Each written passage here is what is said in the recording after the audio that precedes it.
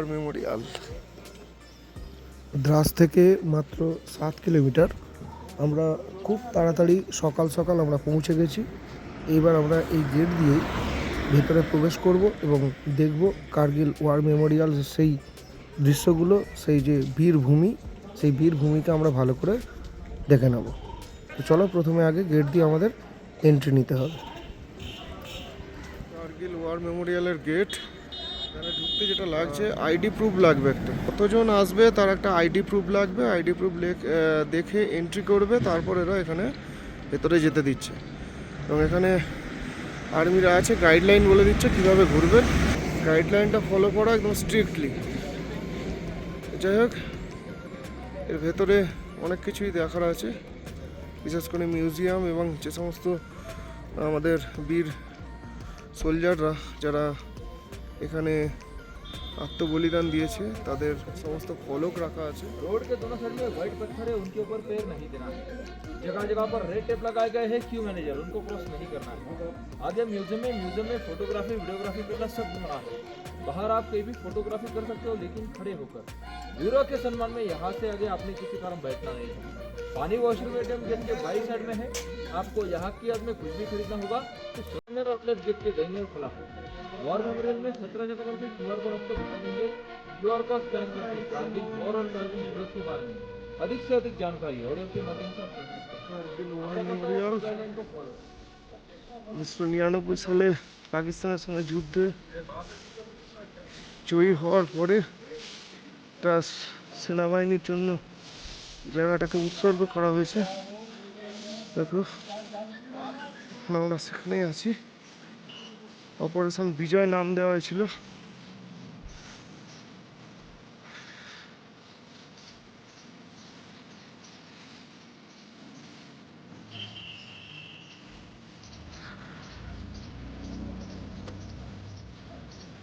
Guideline তো আছে, সেগুলো বলে দিলে এক্ষুনি গেটে। গাইডলাইনগুলো ফলো করা খুব গুরুত্বপূর্ণ। যারা শহীদ হয়েছিল, যে সেনাবাহিনীরা, তাদের জন্য জায়গাটিকে উৎসর্গ করা আছে। সেই জায়গাটাতে আমরা যাবো, সামনে দেখা যাচ্ছে।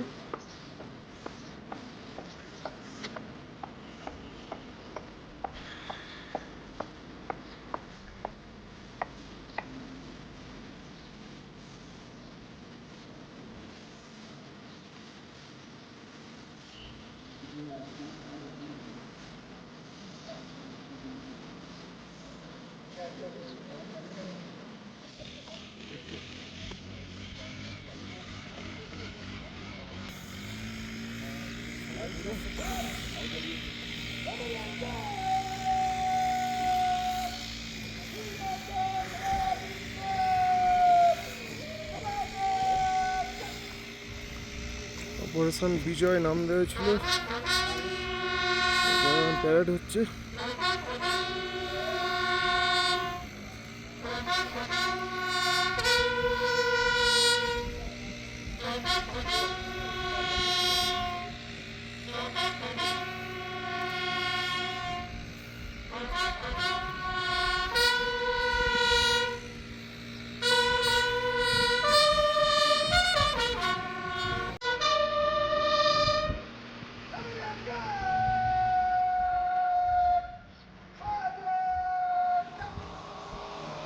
বীরভূমি,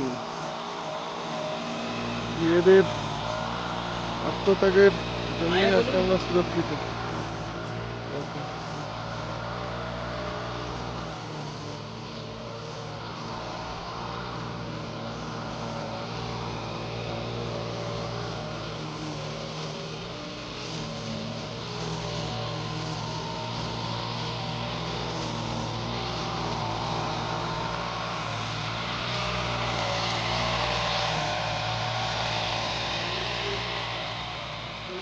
যারা কার্গিলের যুদ্ধে প্রাণ দিয়েছিল, দেশকে রক্ষা করতে, তাদের শরণার্থে এগুলো করা।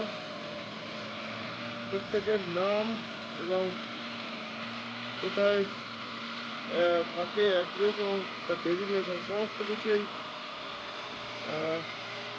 পাথরের ফলকগুলোতে লেখা আছে প্রত্যেকে। চলো আমরা একটু ভালো করে এই জায়গাটাকে একটু দেখে নিই। প্রচুর ফলক, যা তথ্য এখানকার প্রায় 527 জনের মতো বীর সৈনিক, ভারতীয় বীর সৈনিক যারা শহীদ হয়েছিলেন এবং তাদের ফলক এখানে রাখা আছে। এবং প্রায় 700 থেকে মানে 1000 জনের মতো পাকিস্তানি সৈন্য যারা এই যুদ্ধে মারা গিয়েছিল, তাদেরকে মারা হয়েছিল। আর ভারতীয় সেনাদের মধ্যে প্রায় 1000 থেকে 1200 সেনা আহত হয়েছিলেন।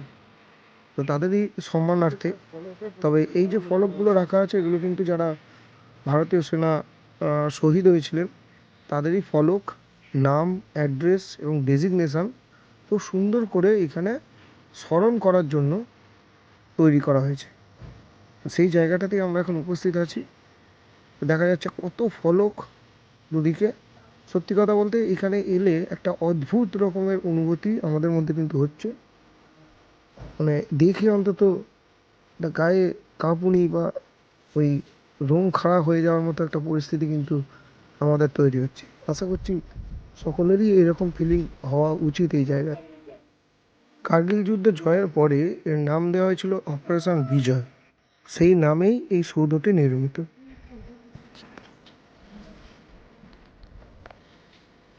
This memorial is dedicated to the brave hearts who gave their today for our tomorrow, presented to the nation on 9th November 2004।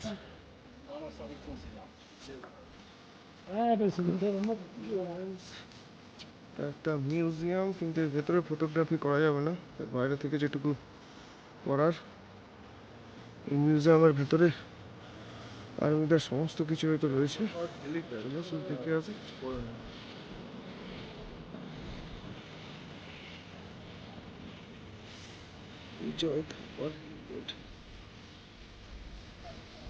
আমরা এখন গেটের দিকে বেরিয়ে যাচ্ছি। তো তার আগে আমরা দেখে নেব সেই সময় কার্গিলের যুদ্ধে ব্যবহৃত সবথেকে গুরুত্বপূর্ণ এয়ারপ্লেনটি, সেটা হচ্ছে এয়ারক্রাফট, যেটা MiG-21। চলো সেই MiG-21কে একবার ভালো করে দেখে নিই। এখানে তার একটা রেপ্লিকা রাখা আছে। তো এই হচ্ছে সেই MiG-21। চলো আমরা ভালো করে সেটাকে একবার দেখে নিই।